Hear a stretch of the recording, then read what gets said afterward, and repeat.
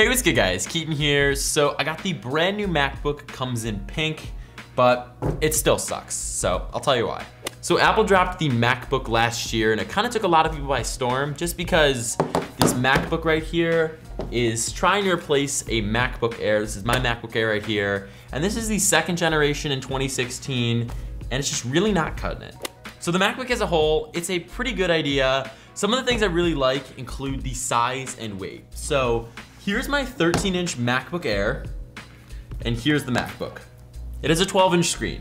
So you can definitely see how much they have cut down just on the MacBook alone. And what I really like about it is it's a 12-inch screen, but it doesn't look like a 12-inch screen. It looks a lot smaller, and that's because they've shaved down these bezels and they've made the laptop so thin that you don't even get an illuminating Apple logo, which is kind of a staple to these laptops, and that's really great. This thing is super light. It comes in at just around 2 pounds, and it's perfect. I feel like I can take this thing everywhere. It's a chill laptop for the couch back there. It's perfect for a plane. It feels like an iPad, but can do more than an iPad. Another thing that's really sweet is the keyboard. So, according to Apple, the laptop is so thin that they can't have a normal keyboard, which has, when you press down, it's a very far press. So what they did is they have these things called butterfly keys, and it feels like you're not actually typing on it, but you are. And the last awesome thing about the MacBook is the battery life. I was able to get around 6 to 7 hours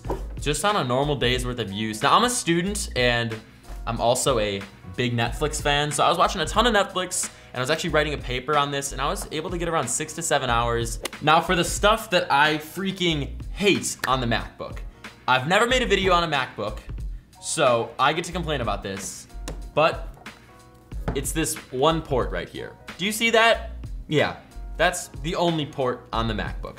You have a 3.5mm headphone jack here so you can listen to your music, but this one port here is a USB-C port, and that's really great and all, but that's it. And I don't know about you guys, but I don't own a ton of USB-C devices, so this is the only cord that I have, and it's to charge it.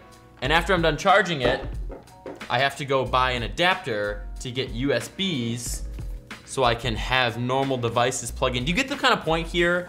They pretty much are skipping ahead with new technology, which is awesome, but only having one port requires me to carry around a ton of cables, which I just hate doing. And Apple doesn't even give you any adapters. So you're looking at around an $80 investment if you go the Apple route and around $30-ish on Amazon.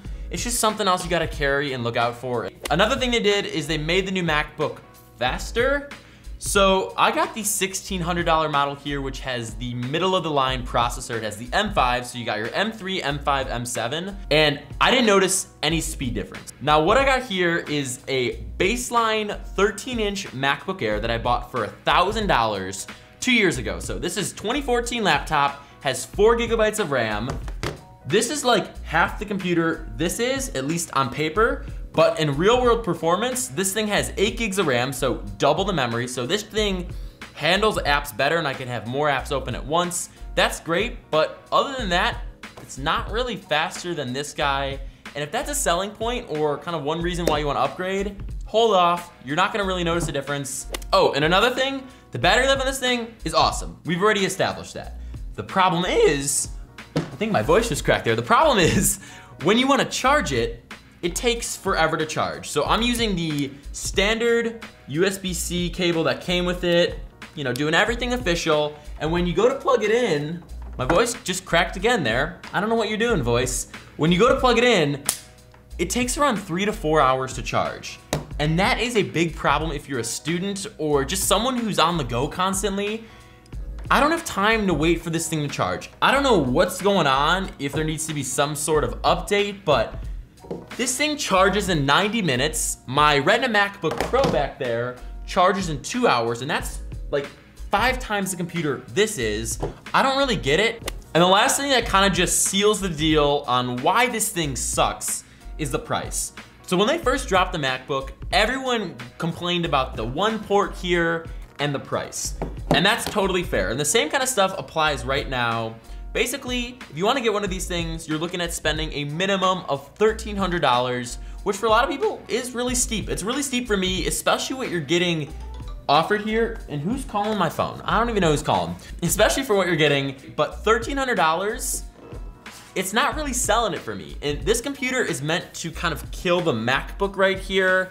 So if they wanna do that, Generation 3 is where it's gotta go down, more ports, price it at around $1,000, and then I could actually recommend this computer. So yeah, that's pretty much it for this video. If you guys enjoyed it and kind of agree that this computer still sucks, drop a like on it and get subscribed if you're new around here. And yeah, I'll see you guys soon.